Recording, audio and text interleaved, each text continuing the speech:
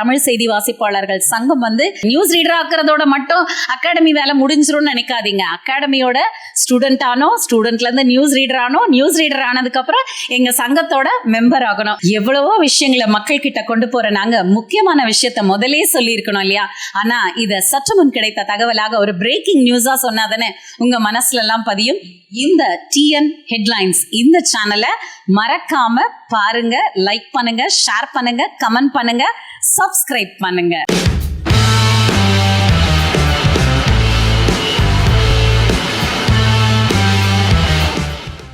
வணக்கம், நான் உங்கள் தமிழரசி சிவகுமார், தமிழ் செய்தி வாசிப்பாளர்கள் சங்கத்தின் பொருளாளர்.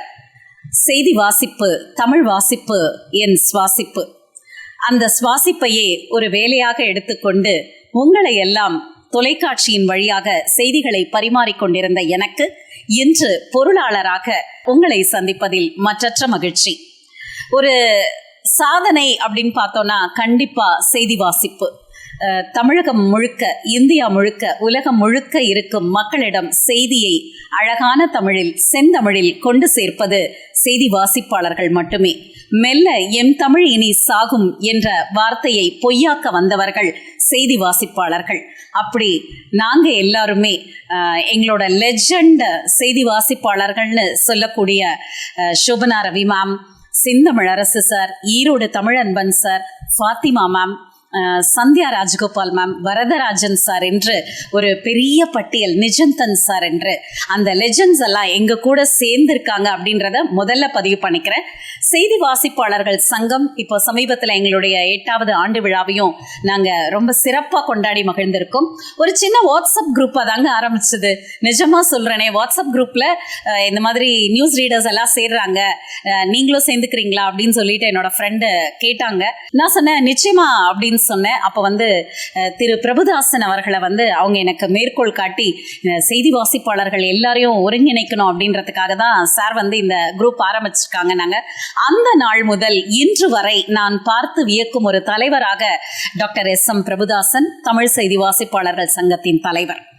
ஸோ ஒரு வாட்ஸ்அப் குரூப்பில் ஆரம்பித்து சின்ன சின்ன விஷயங்கள், ஒரு கொலு ஃபங்க்ஷன், ஒரு வீட்டோட புதுமனை புகுவிழா, ஒரு கல்யாண ரிசப்ஷன் அப்படின்னு நாங்கள் எல்லாம் ஒன்று கூடிக்கொண்டே இருந்தோம்.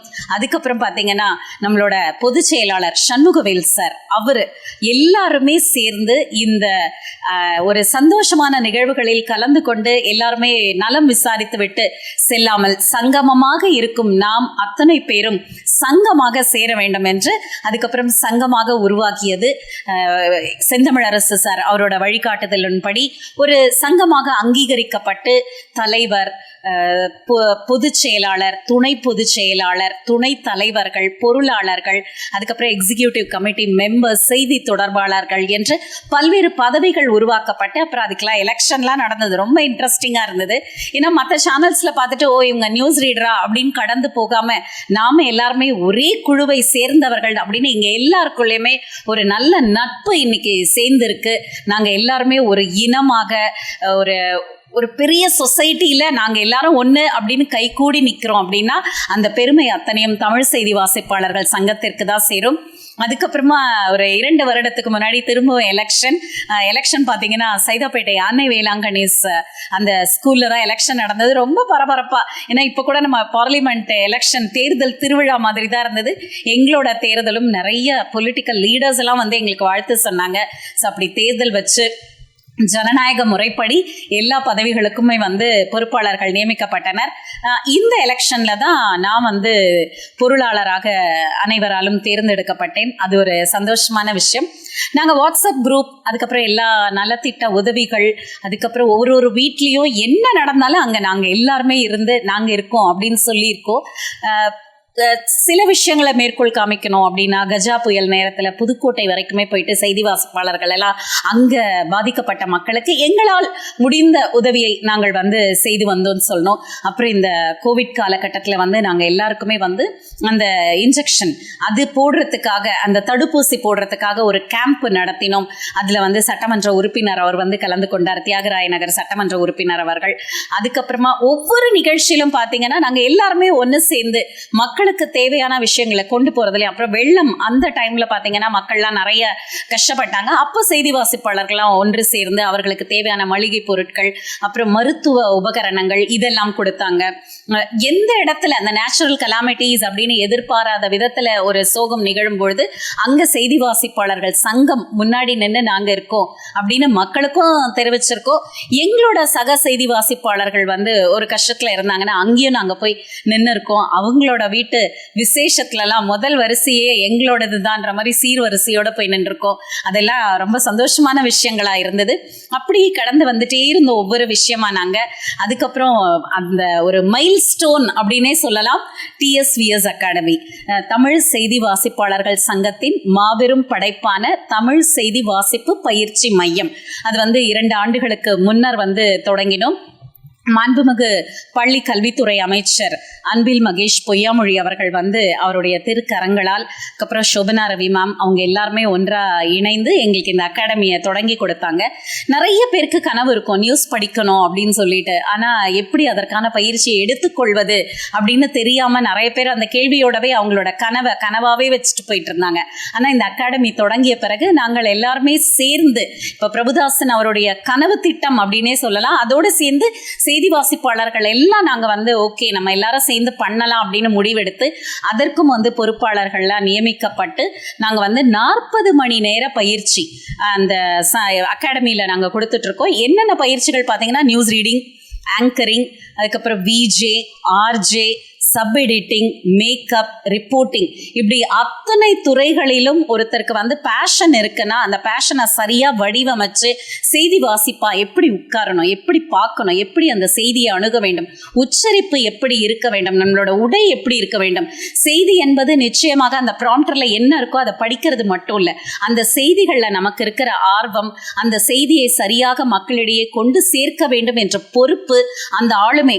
ஓகே இந்த சேனலை படிக்கிறாங்களா, இது தெளிவா இருக்கு, இது சரியா இருக்குன்னு புரியணும்.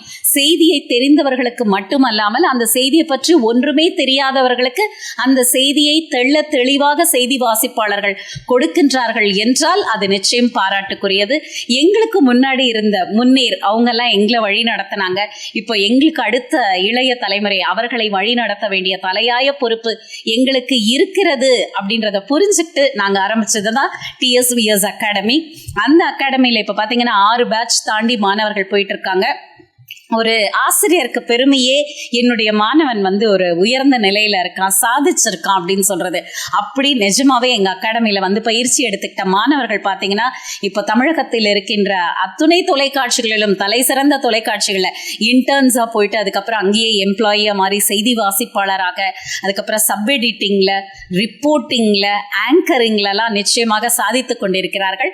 இப்போ இந்த பதிவை பார்க்குற உங்க எல்லாருக்குமே வாசிப்பு, செய்தி வாசிப்பு இல்லை இந்த தொலைக்காட்சி, இந்த சேனல்ஸ், டிவி சேனல்ஸ்ல நம்ம வந்து போகணும், எப்படி வழி இல்லை, எப்படி தெரியல, யாரை அணுக வேண்டும்னா ஒண்ணுமே இல்லை, உங்களுக்கு கையை பிடிச்சி கூட்டிட்டு போய் உட்கார வச்சு சொல்லி கொடுத்து பயிற்சியை கொடுத்து உங்களை அந்த கேமரா முன்னாடியோ கேமரா பின்னாடியோ, இந்த மாதிரி மைக் எடுத்துக்கிட்டோ இல்லை இந்த கேமராக்கு பின்னாடியோ இல்லை இந்த மாதிரியோ உட்கார வைக்கிற அத்தனை பயிற்சியும் திறம்பட கொடுக்கிறது TSVS அகாடமி. அதனால நம்பிக்கையோட வந்து பயிற்சி எடுத்துக்கிட்டு உங்களோட பேஷனை வந்து நீங்க ப்ரூவ் பண்ணணும். சாதனையாளர்கள் விருதெல்லாம் எங்களோட சங்கத்துல கொடுக்க ஆரம்பிக்கும் போது நானே கூட கேட்டேன், என்ன நம்மளே நமக்கு அவார்டு கொடுத்துக்கிறதா அப்படின்னு. பிரபுதாசன் சார் அப்போ ரொம்ப முக்கியமான ஒரு வார்த்தையை சொன்னாரு. இல்ல மேடம், நீங்க இத்தனை கோடி மக்களுக்கு நடுவுல நம்ம வந்து அந்த செய்தி வாசிப்பு அப்படின்ற ஒரு விஷயத்தை எடுத்துக்கிட்டு அதற்காக மெனக்கட்டு அந்த உச்சரிப்போடு தமிழை அழகாக பேசி அந்த செய்தியை கொண்டு போய் சேர்க்கிறவங்க கொஞ்சம் பேர் தானே, அப்ப அது நிச்சயமாக பாராட்டுக்குரியது. அவர்கள் அத்துணை பேரும் சாதனையாளர்கள். அந்த சாதனையாளர்களை நாம் பாராட்டியே தீர வேண்டும், அது நம்முடைய கடமை. ஏன்னா நம்ம ஃபீல்டில் இருக்கிறவங்கள முதல்ல நம்ம மதிக்கணும், நம்ம அவங்களுக்கு பெருமைப்படுத்தணும், அவங்கள அந்த பிளாட்ஃபார்ம்ல ஏற்றணும், அவங்களுக்கு நம்பிக்கையை கொடுக்கணும் அப்படின்றதுல அவர் ரொம்ப குறிப்பா இருந்ததுனால செய்தி வாசிப்பாளர்கள் அனைவருக்குமே நாங்கள் சாதனையாளர்கள் விருது, அத்தனை விருதுகளும், அதாவது வாழ்நாள் சாதனையாளர்கள் விருது அப்படின்னு சொல்லிட்டு கௌரவிக்கிறோம். 20 ஆண்டுகள் கடந்த செய்தி வாசிப்பு அப்படின்றதெல்லாம் எவ்வளோ பெரிய விஷயம். அவர்களுக்கு விருது கொடுத்து கௌரவித்திருக்கிறோம். அடுத்து வெள்ளி விழா சாதனையாளர்கள். ஒரு சேனல்ல ஒரு நாள் படிக்கிறது அப்படின்றதே வந்து நமக்கு பயம் வரும், மைக்கு கேமரானாலே. ஆனால் அந்த செய்தி வாசிப்பில் 25 ஆண்டுகளை கடந்து செய்தி வாசித்து கொண்டிருப்பவர்களையும் சிறப்பித்த அழகான தருணங்கள்லாம் எங்களோட எங்களுடைய சங்கத்தோட நிகழ்வில் வந்து நிச்சயமா பொன் எழுத்துக்களால் பொறிக்கப்பட வேண்டிய அழகான தருணங்களாக மாறி இருக்கிறது. நம்ம ஆட்சிகள் எப்படி இருந்தாலும் அந்த ஆட்சியாளர்களை சந்தித்து எங்களுடைய கோரிக்கைகள் என்ன, நாங்கள் என்ன எதிர்பார்க்கிறோம் அப்படின்றதெல்லாம் நாங்கள் அவங்க கிட்ட மனுவாக கொடுத்துருக்கோம்.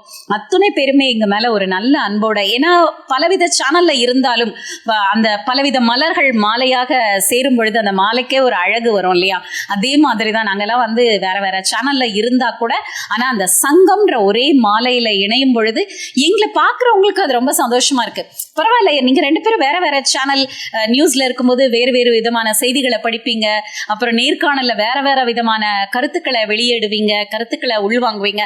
ஆனா இந்த இடத்துல பார்க்கும்போது பக்கத்துல உட்கார்ந்து ஒரு அன்போட பேசி நட்பு பாராட்டுவது என்பது ரொம்ப சந்தோஷமா இருக்குன்னு நிறைய பேர் சொல்லியிருக்காங்க. ஸோ நாங்களும் வந்து அரசாங்கத்திடம் நிறைய வந்து கோரிக்கைகளை எல்லாம் முன் வச்சிருக்கோம். எதெல்லாம் அவங்களால பரிசீலிக்கப்படுமோ கண்டிப்பா பரிசீலித்து எங்களுக்காக உதவி இருக்காங்க. இன்னும் நிறைய கேட்பதற்கு காத்து கொண்டே இருக்கிறோம். அதையெல்லாம் கூட பரிசீலித்து எங்களுக்கு செய்வாங்கன்ற நம்பிக்கையும் எங்களுக்கு இருக்கு. தினம் ஒரு செய்தி வாசிப்பாளர் இந்த தொலைக்காட்சி உலகத்துக்குள்ள அடியெடுத்து வைத்துட்டு இருக்காங்க. அவங்க அத்தனை பேருக்குமே நாங்கள் கைப்பிடிச்சு கூட்டிட்டு போயிட்டு இந்த உலகத்தை அழகாக காமிச்சிட்டு இருக்கோம். அவங்களுக்கு பயிற்சியை கொடுத்துட்டு இருக்கிறோம். நிறைய விஷயங்கள் ஷேர் பண்ணிட்டு இருக்கேன் நான் ஆரம்பத்துல இருந்தே. ஸோ ஒரு சின்ன வாட்ஸ்அப் குரூப்ல ஆரம்பிச்சது இன்னைக்கு ஒரு அங்கீகரிக்கப்பட்ட சங்கமாக உருவெடுத்து அந்த சங்கத்தின் செயல்பாடுகள் பார்த்தோம்னா நலத்திட்ட உதவிகளாக இருக்கட்டும், மருத்துவ உதவிகளாக இருக்கட்டும், மருத்துவ காப்பீடா இருக்கட்டும், ஆதார் கேம்ப் போட்டிருக்கோம். நாங்கள் கஜா புயலால் பாதிக்கப்பட்டவர்கள், வெள்ளத்தால் பாதிக்கப்பட்டவர்கள், இவங்க எல்லாருக்குமே நாங்க உதவி இருக்கிறோம். உதவி அப்படின்னா சட்டுன்னு ஓடி வரும். எங்கள சக செய்தி வாசிப்பாளர் ஒருவர் கூட ஒரு நோயால் அந்த தாக்கத்தால் பாதிக்கப்பட்டிருந்தார். அப்போது கூட நாங்க வந்து பினான்சியலா எல்லாருமே எங்களுக்கு ஹெல்ப் பண்ணாங்க. அதையும் தாண்டி தமிழ்நாடு அரசும் வந்து முதல்வர் அவர் வந்து உதவி செய்திருந்தார் அந்த வாசிப்பாளருக்கு. ஸோ செய்தி வாசிப்பாளர்கள் அத்தனை பேரும் என்னைக்குமே நாங்க தமிழக மக்களையும் உலக மக்களையும் பார்த்து நாங்க செய்தி சொல்லிட்டே இருக்கோம். ஆனா எங்களையும் நீங்க எல்லாருமே பார்த்து உங்க மனசுலயும் நாங்கெல்லாம் இருக்கோம் அப்படின்றது வெளியே வரும்போது எங்களால புரிஞ்சுக்க முடியுது. ரொம்ப சந்தோஷமா இருக்கு. இந்த செய்தி வாசிப்பு எங்களுடைய சுவாசிப்பானதற்கு முக்கிய காரணம் இந்த பதிவை பார்த்துட்டு இருக்க நீங்க எல்லாரும் தான். நீங்க எல்லாரும் கொடுக்குற ஆதரவு, நீங்க எல்லாரும் கொடுக்குற என்கரேஜ்மெண்ட் தான் தொடர்ந்து நாங்க எல்லாம் பயணிக்க முடிகிறது. முக்கியமா ஒரு விஷயம் என்ன அப்படின்னா, எல்லாருமே பயப்படுறது டிவில இப்ப யாருமே பாக்குறதே கிடையாது. அதுக்கப்புறம் ஏன்னா வந்து எல்லாமே யூடியூப்ல பாத்துக்கிறாங்க, இந்த மாதிரி சோசியல் மீடியால பாத்துக்கிறாங்க அப்படின்னு சொல்லிட்டு டீச்சர்ஸ் கொரோனா காலகட்டத்தில் பார்த்தீங்கன்னா டீச்சர்ஸ்க்கு பதிலாக வந்து எல்லாம் ஆன்லைன் கிளாஸ், பர்சனல் கிளாஸே இல்லை. அப்புறம் திரும்ப டீச்சர்ஸ் இல்லாமல் கிடையவே கிடையாது. அவங்க எது மூலமாக கிளாஸ் எடுக்கிறாங்கன்றது தான் மாறும். அதே போல் டிவியோ இன்ஸ்டாகிராமோ இல்லை அது வாட்ஸ்அப்போ இல்லை யூடியூபோ எது வேணால் மாறட்டும், ஆனால் மைக்கு கேமரா இது மாறவே மாறாது. ஸோ ஒரு கலைஞராக நம்மளை நினைச்சுக்கணும் நம்ம, இல்லையா? நினைச்சுக்கல, நம்ம கலைஞர்கள். ஸோ எந்த இடத்துலனாலும் நம்ம வந்து நம்மளால ப்ரூவ் பண்ண முடியும். நம்ம தளம் மாறலாம், களம் மாறலாம், நம்ம திறமைகள் நம்ம கிட்ட இருக்கிற வரைக்கும் நம்ம எதை பார்த்தும் பயப்பட வேண்டிய அவசியமே கிடையாது. திறமையாளர்களுக்கு கண்டிப்பான அந்த ஒரு களத்தை அமைச்சுக்க முடியும். ஏன்னா நிறைய பேர் வந்து எனக்கு வாய்ப்பு கிடைக்கல அப்படின்னு சொல்லுவாங்க. அதுல எனக்கு உடன்பாடு இல்லை. ஏன்னா வாய்ப்பு என்பது நம்மை தேடி வருவதல்ல, நாம் தேடி செல்வதுதான் வாய்ப்பு. நம்ம வீட்டுக்குள்ள உட்காந்துட்டு யாராவது கதவை தட்டுவாங்க அப்படின்னு காத்துட்டு இருக்க கூடாது. நம்ம கதவை திறந்து பாருங்களேன், உங்களுக்கான வாய்ப்பு உங்க வீட்டு வாசல்ல தான் இருக்கு. நீங்க திறக்காம தட்டுவாங்கன்னு உட்காந்துட்டே இருந்தீங்கன்னா உட்காந்துட்டே இருக்க வேண்டியதுதான். காலம் போயிடும், நேரம் போயிடும். அப்புறம் காலத்தையும் நேரத்தையும் குறை சொல்லிட்டு நான் ரொம்ப திறமையா இருந்தேன், எனக்கு வாய்ப்பு கிடைக்கல, எனக்கு மட்டும் வாய்ப்பு கிடைச்சிருந்தா அப்படின்லாம் சொல்லவே கூடாது. உங்களோட வாய்ப்பை நீங்க தான் தேடணும். இப்ப நியூஸ் ரீடர்ஸ் ஆகணும் அப்படின்னு ஆசைப்பட்டுட்டு சேனல்ல ஸ்கிரால் ஆற நியூஸை படிச்சுட்டு உட்கார்ந்துருந்தா எப்படி? டிஎஸ்பிஎஸ் அகாடமிக்கு ஃபோன் பண்ணுங்க. டிஎஸ்பிஎஸ் அகாடமிக்கு உள்ள வந்து பாருங்க, அவங்களோட டெமோ எப்படி இருக்குன்னு பாருங்க. நீங்க தொலைக்காட்சிகளை பார்த்து பிரமிக்கிற செய்தி வாசிப்பாளர்கள்லாம் அங்க வந்து பயிற்சி கொடுக்குறாங்க. எப்படி படிக்கணும்னு சொல்றாங்க, எப்படி ப்ராம்ப்டர்ல பார்த்து எப்படி பயிற்சி எடுக்கணும்னு சொல்றாங்க, உச்சரிப்பு எப்படி இருக்கணும்னு சொல்றாங்க. இதெல்லாம் கேட்டு தெரிஞ்சுக்கிட்டு, அதாவது ஒண்ணுமே தெரியாம செய்தி வாசிப்பாளரா போகணும் அப்படின்னு திறமை இருக்கு, நிராயுதபாணியா போறோம், நம்ம கிட்ட இருக்க டேலண்ட் இருக்கு. ஆனா இந்த பயிற்சி என்பது உங்களுக்கான ஆயுதங்கள். இன்னும் நிறைய உங்களோட களத்துல போகும்போது இன்னும் நிறைய பயிற்சிலாம் வந்து உங்களை நிக்கிறதுக்கு இன்னும் ஸ்டாண்டா அது எப்படி அப்படின்னா, சில காலத்துக்கு முன்னாடி எல்லாம் உள்ள என்ட்ரி வந்து ரொம்ப கஷ்டம். ஆனா உங்களை ப்ரூவ் பண்ணிட்டு உள்ள போயிட்டீங்கன்னா நீங்க வந்து நிலைத்தன்மை என்பது உறுதி செய்யப்பட்டது. நம்ம வந்து இப்போ அந்த மாதிரி இல்லாம காம்படிஷன் நிறைய இருக்கு, நம்ம உள்ள போறது ரொம்ப ஈஸி, ஆனா வந்து நிலைத்தன்மை இருக்காது அப்படின்னா இந்த மித்தெல்லாம் நீங்க நம்பவே நம்பாதீங்க. உங்க திறமை மேல உங்களுக்கு நம்பிக்கை இருக்குன்னா கண்டிப்பா நீங்க ஜெயிப்பீங்க. அந்த எண்ணத்தை மட்டும் மனசுல போட்டு விதைச்சிருங்க. அந்த விதைத்தால் மட்டும் பத்தாது. நம்பிக்கையோடு செயல்பட வேண்டும், விடாமுயற்சியோடு இருக்க வேண்டும், தன்னம்பிக்கையோடு இருக்க வேண்டும். அப்பொழுதுதான் அந்த விதை என்பது விருட்சமாகும். நீங்க இன்னொருத்தவங்களுக்கு ரோல் மாடல் ஆவீங்க இல்லையா? அதனால ஞாபகம் வச்சுக்கோங்க. ஸோ இப்போ எங்களோட தமிழ் செய்தி வாசிப்பாளர்கள் சங்கம் உங்களை செய்தி வாசிப்பாளராக்கி உங்களை எங்களோட உறுப்பினர் ஆக்கும் வரை எங்களோட இந்த முயற்சிகள் தொடர்ந்து கொண்டே தான் இருக்கும். ஸோ உங்களை நியூஸ் ரீடர் ஆக்குறதோட மட்டும் அகாடமி வேலை முடிஞ்சிரும்னு நினைக்காதீங்க. அகாடமியோட ஸ்டூடெண்ட்ல இருந்து நியூஸ் ரீடர் ஆனதுக்கு அப்புறம் எங்க சங்கத்தோட மெம்பர் ஆகணும். நல்ல மனிதர்களால் ஒன்றிணைக்கப்பட்டதுதான் எங்களுடைய சங்கம், சரிங்களா? அதனால சங்கத்தின் மீது உங்களுடைய ஆதரவு எப்பவுமே எங்களுக்கு வேணும். இந்த நிகழ்ச்சியின் மூலமா உங்களை சந்திச்சதுல எனக்கு ரொம்ப சந்தோஷம். மீண்டும் தலைப்புச் செய்திகள் சொல்லி இது எல்லாத்தையும் கோர்வையா உங்ககிட்ட கொடுத்துட்டேன். அடுத்த நிகழ்ச்சியில் உங்களை சந்திக்கும் வரை நன்றி கூறி விடைபெறுவது தமிழரசி சிவகுமார். வணக்கம்.